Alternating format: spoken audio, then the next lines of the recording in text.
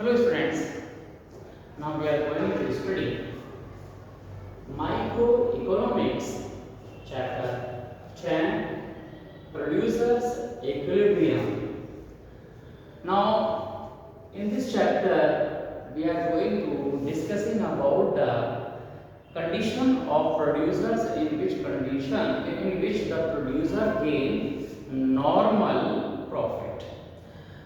तो स्टूडेंट हम यहाँ पर जो कंडीशंस यहाँ आप ये डिस्कस करने जा रहे हैं जो कि प्रोड्यूसर इक्विलिब्रियम के अकॉर्डिंग मतलब उसके अंतर्गत ही आपके पास है कि इसमें हमने आपको यहाँ पर जब प्रोड्यूसर का इक्विलिब्रियम आपको समझाया था तो प्रोड्यूसर के इक्विलिब्रियम में आपको हमने मार्जिनल कॉस्ट और मार्जिनल रेवेन्यू का मेथड आपको समझाया था। ओके, और उसमें हमने आपको ये बताया था कि अगर परफेक्ट कंपटीशन होता है तो उसमें आपके पास एक ही कंडीशन रहती है जिसमें कि प्रोड्यूसर जो है नॉर्मल प्रॉफिट लेता है हमेशा, और उसका हमने लॉजिक भी बता दिया था कि अगर जो प्रोड्यूसर्स है गेन कर रहा है, अगर जो मान लीजिए कि लॉन्ग टर्म आपके पास रहता है उस पर गेन करता है तो न्यू इंडस्ट्रीज आपके पास आ जाती हैं।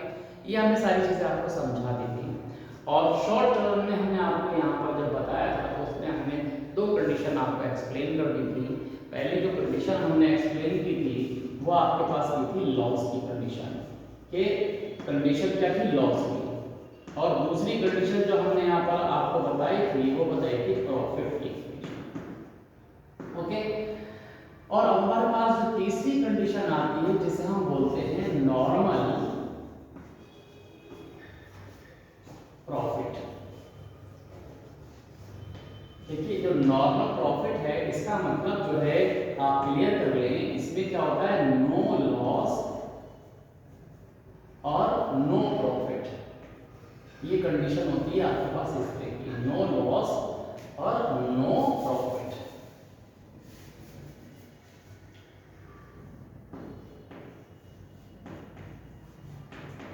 नो लॉस और नो प्रॉफिट, तो नो लॉस और नो प्रॉफिट की कंडीशंस आपके पास आती है। ये वो कंडीशन है जो कि परफेक्ट मार्केट में जो प्रोड्यूसर्स वेयर करता है या उसको दिखाई देती है, जो हमेशा वो फेस करता है। अब यहाँ पर याद रखिए कि शॉर्ट टर्म में हम क्या करते हैं कि एवरेज जो कॉस्ट है उसके थ्रू हम ये डिसाइड करते हैं कि इंडस्ट्री का जो कॉस्ट है वो कितना है, और जो AR है जिससे हम ये देखते हैं कि हमारे पास जो रेवेन्यू है जो वो कितना है।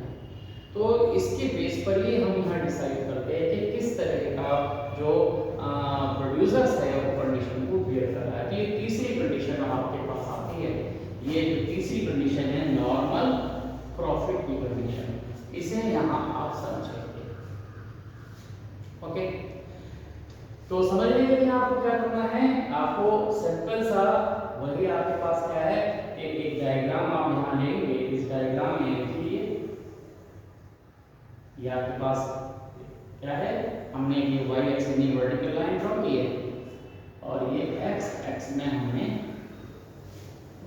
ये लाइन ड्रॉ की जो आपके पास पैरेलल टू ये हमारे पास रहती है ये आपके पास x एक्सिस है, और ये आपने यहाँ पर नोट कर दिया कि ये आपके पास क्या है आउटपुट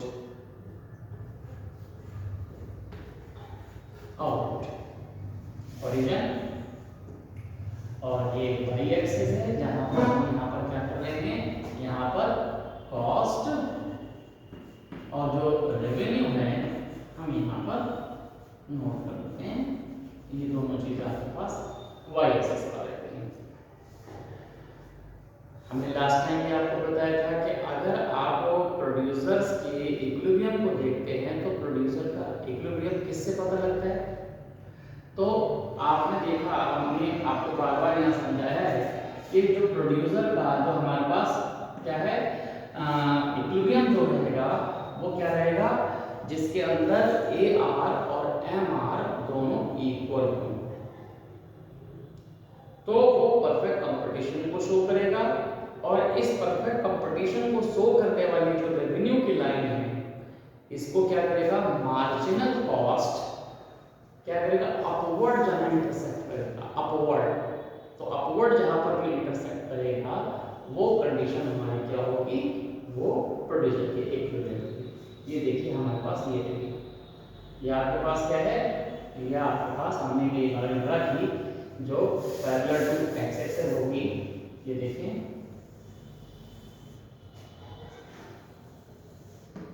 ये यहाँ पे लिखा A R equal to M R. जब आप A R equal to M R लिखते हैं तो इसका सीधा सीधा क्या मीन हो गया, परफेक्ट कंपटीशन।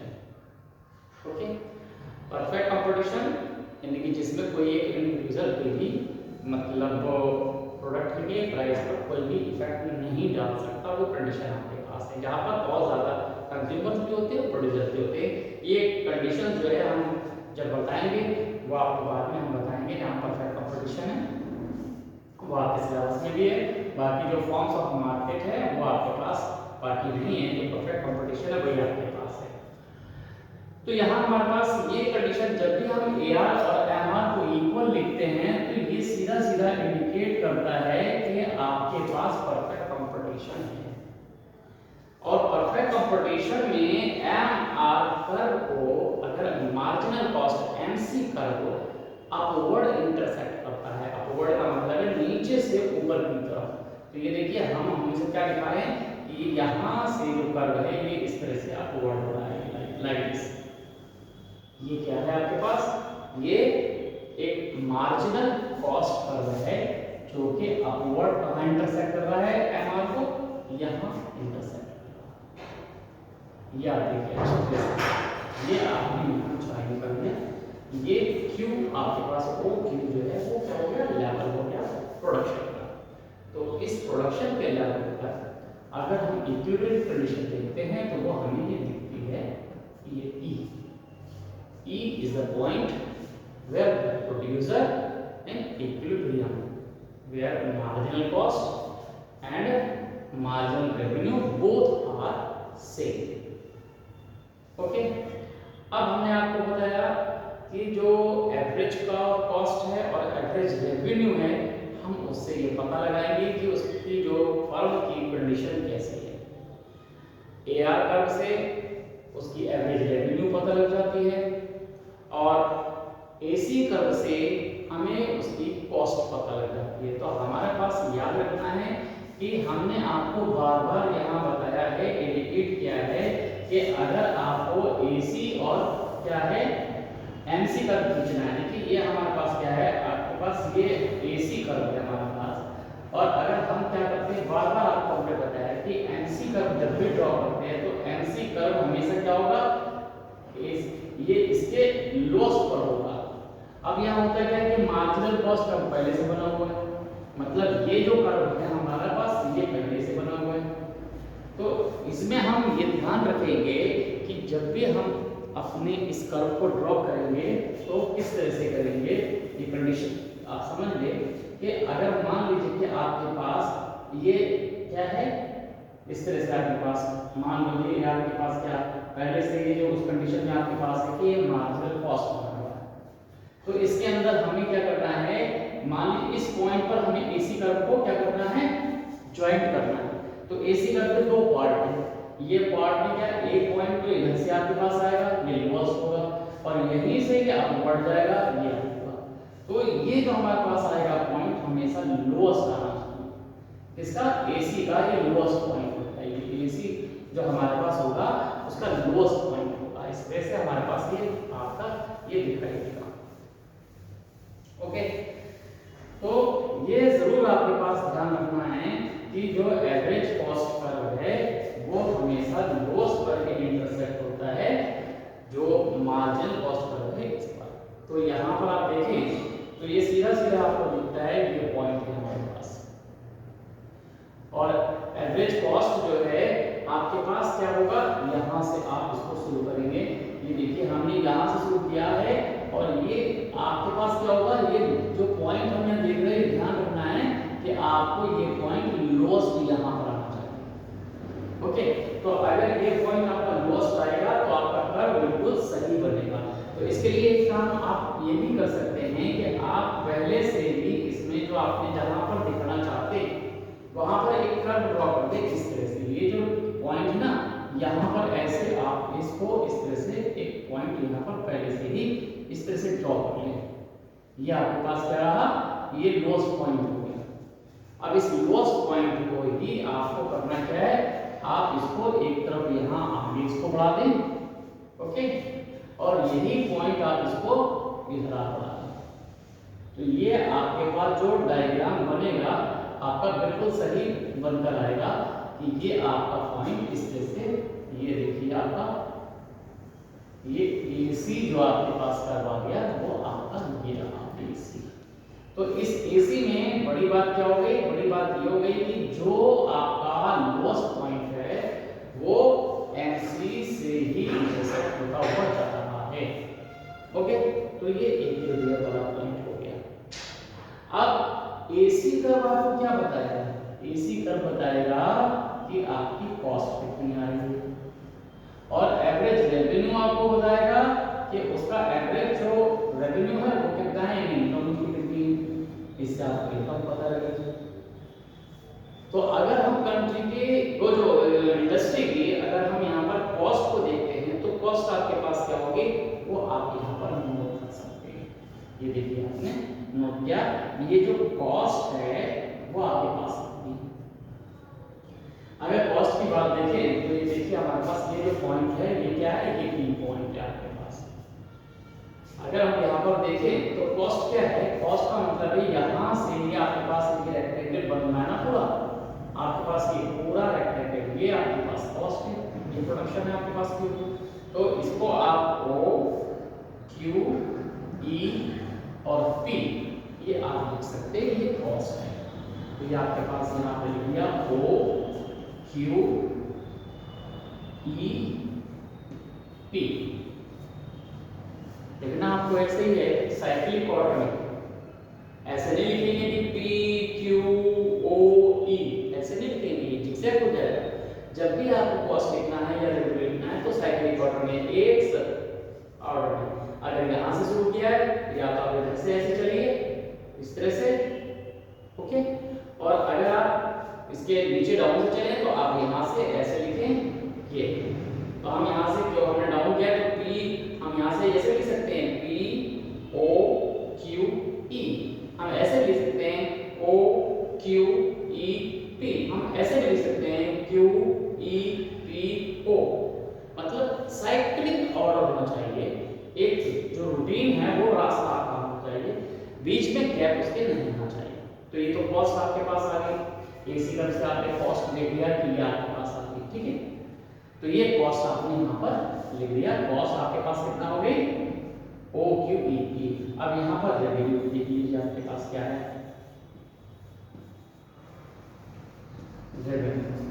रेवेन्यू ये आपके से दिखेगा। तो ये आपके पास कितना है, ये भी आपके पास यहीं पर इंटरसेक्ट हो रहा है, तो इससे आपके पास क्या हो रहा है, यहाँ पर आपके पास यही है आपके पास O Q E P same, तो रेवेन्यू भी आपके पास सेम आएगा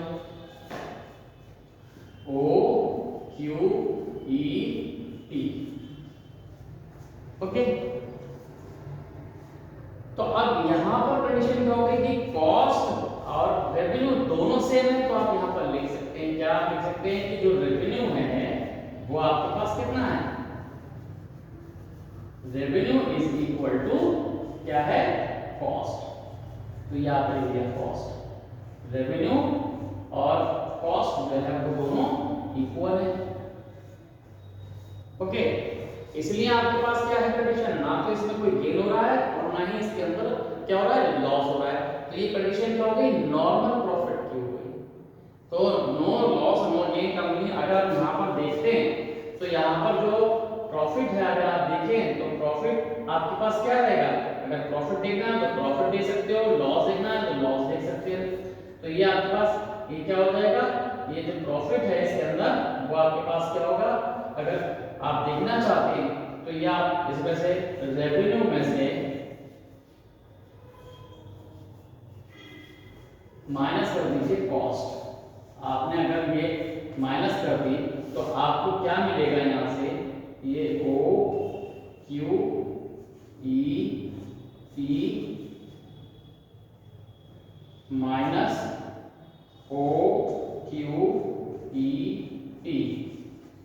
ये आपके पास रहेगा। ओके, तो यहां से आपके पास क्या हो जाएगा, ये आपके पास दोनों कैंसिल हो जाएंगे, ये जीरो हो जाएगा। तो ये आपके पास हो सकता है आपको ये वीडियो यहाँ से नहीं दिख रहा हो, नीचे है, तो हम इसको दूसरी तरफ यहाँ दिखा देते हैं कि ये आपके पास किस तरह से आप यहाँ दिखेगा। तो ये आपके पास यहाँ देखिए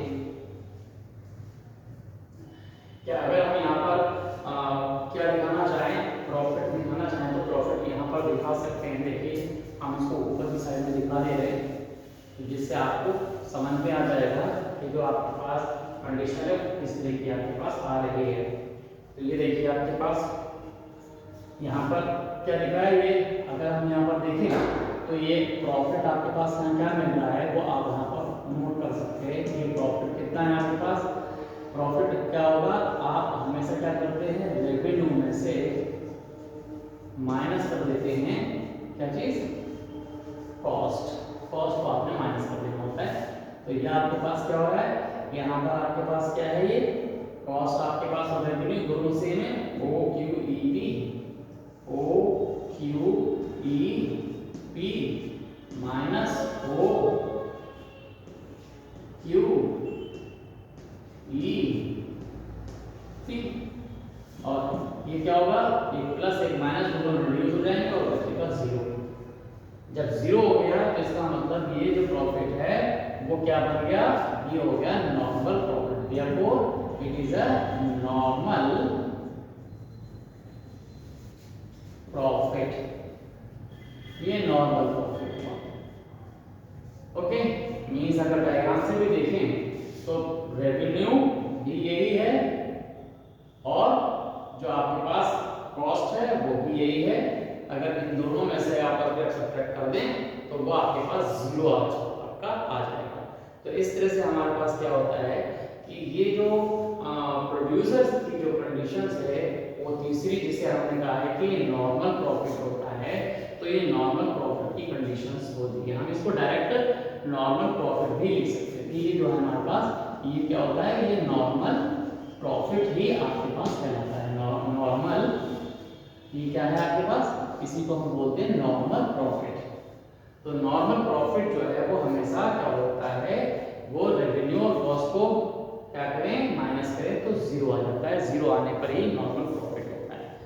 इसी को नॉर्मल लॉस भी कहते हैं। जो नॉर्मल लॉस है वो भी ये कंडीशन होती है जहां पर लॉस भी नहीं है और प्रॉफिट भी नहीं है। तो यही कंडीशन हमारी शॉर्ट टर्म के अंदर तीसरी जो प्रोड्यूसर बेयर कर सकता है।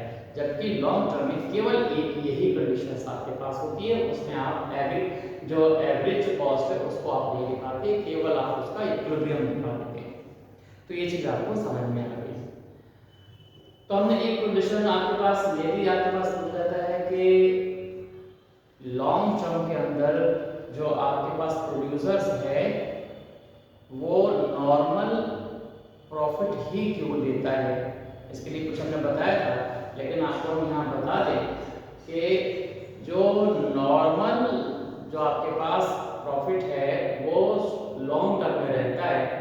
तो उसके पीछे हमने रीजन बताया भी था, पर आपको यहाँ फिर से उसको रिकॉल कर देते हैं, बता देते हैं कि अगर लॉन्ग टर्म प्रॉफिट मतलब है कि समय काफ़ी है, ज़्यादा समय है, तो ऐसे में हमेशा याद रखिए कि जो परफेक्ट कंपटीशन की जो मेन कंडीशन है वो ये कि कंडीशन जो परफेक्ट कंपटीशन जो होता है उसमें क्या होता है कि जितने भी आपके पास सप्लायर है या जो प्रोड्यूसर्स है उनको परफेक्ट नॉलेज होती है।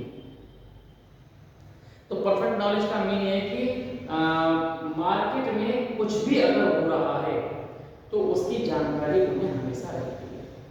तो अगर हम यहाँ लॉन्ग टर्म की बात करते हैं कि नॉर्मल प्रॉफिट क्यों होता है, तो उसमें आप एक चीज ये समझ सकते हैं कि अगर मान लो कि एक ये फर्म है आपके पास, एक फर्म है, ये फर्म ए आपके पास है, ए फर्म आपके पास है, ये मान लीजिए कि ए फर्म है और ये जो प्रॉफिट है इसको हो रहा है, ये मान लीजिए कि ये प्रॉफिट इसको एब्नॉर्मल प्रॉफिट हो रहा है और ये प्रॉफिट कितना दे रही है, लगभग मान लीजिए कि 80% प्रॉफिट इसको हो रहा है। अब अगर 80% प्रॉफिट इसे हो रहा है तो हमने अभी आपको बताया कि मार्केट के अंदर जो दूसरे प्रोड्यूसर्स हैं उनको भी पता है। तो वो इस ए फर्म के इस प्रॉफिट से अट्रैक्ट हो जाते हैं। अट्रैक्ट होने का मतलब है कि वो ये देखते हैं कि अरे इस काम के अंदर उन्हें ज़्यादा मुनाफा हो रहा है।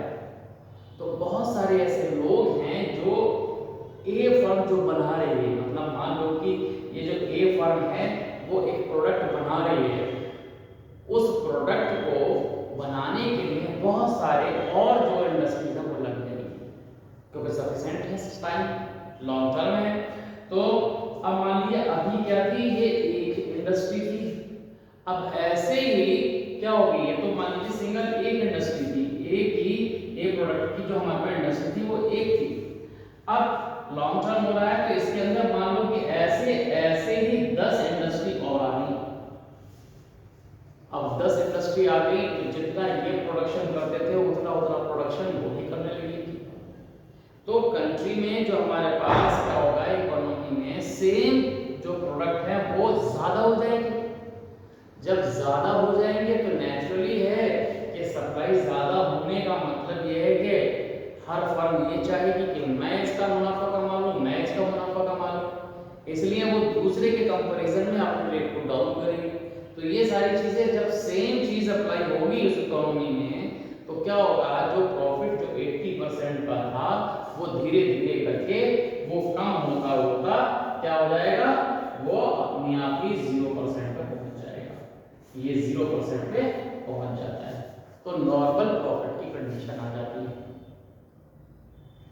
तो मीन ये है कि जब कोई भी फर्म लॉन्ग टर्म में अगर प्रॉफिट ले रही है तो उस प्रॉफिट से अट्रैक्ट होकर और इंडस्ट्रीज मार्केट में आ जाएंगी और वो क्या करेंगी, ज्यादा प्रोडक्शन हो जाने की प्रोडक्शन करेंगी और प्रोडक्शन की वजह से जो प्रॉफिट का जो मार्जिन है वो धीरे धीरे अपने आप ही कम होकर 0 पहुंच जाता है।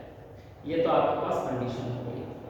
अब मान लीजिए कि लॉस की कंडीशन है, तो लॉस कंडीशन होने का मतलब है कि मान लीजिए कि कंट्री हमारी जो इकोनॉमी है उसमें लॉस हो रहा है। अब लॉस हो रहा है तो लॉस होने का मतलब ये है कि जो इंडस्ट्रीज हैं, बहुत सारी इंडस्ट्रीज हैं जो कैपेबल है वो तो चला सकते हैं, लेकिन जो थोड़े बहुत भी जिनके पास इतना एफर्ट नहीं होता तो वो क्या करेंगे, वो जो फर्म जो उनकी चल रही है जहां वो प्रोडक्शन कर रहे हैं, जब उन्हें लॉस होने लगेगा तो वो क्या करेंगे, वो अपनी इंडस्ट्री को बंद कर देंगे, प्रोडक्शन को बंद कर देंगे। तो पूरी इकोनॉमी में ऐसा क्या होगा कि उसी से रिलेटेड वैसे ही जो फर्म जो एक फर्म बंद होगी, 2 फर्म बंद होगी, इस तरह से धीरे धीरे क्या होगा कि जब लॉस हो रहा होता है तो धीरे धीरे जो इंडस्ट्रीज हैं वो वहां से हट रही होंगी, कम हो रही होंगी, और होते होते क्या हो जाएगा कि जब इंडस्ट्रीज काफी कम हो जाती हैं, जो बची इंडस्ट्रीज हैं, जो बची हुई इंडस्ट्रीज है आप वही सप्लाई कर रही हैं, तो इसका मतलब है कि उनका जो प्रॉफिट है वो अब बढ़ने लगता है।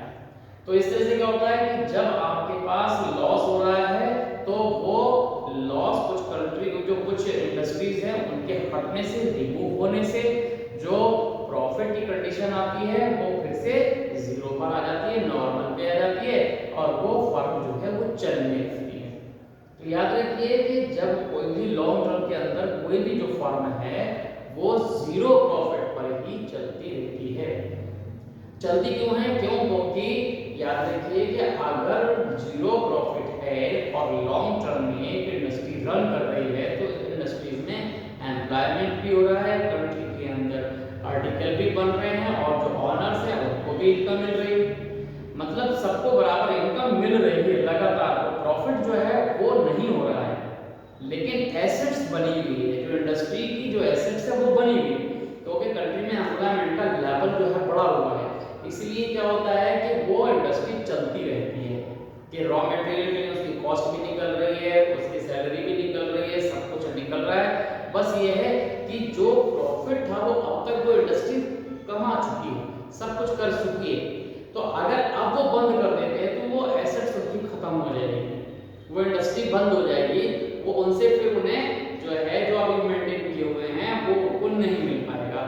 तो उससे क्या होगा कि कंट्री में या इकोनॉमी में लॉस हो जाता है, अनएम्प्लॉयमेंट बढ़ जाएगा, सब कुछ खत्म हो जाएगा, उनकी जो इंडस्ट्रीज जो एसेट्स है वो बंद हो जाएगी।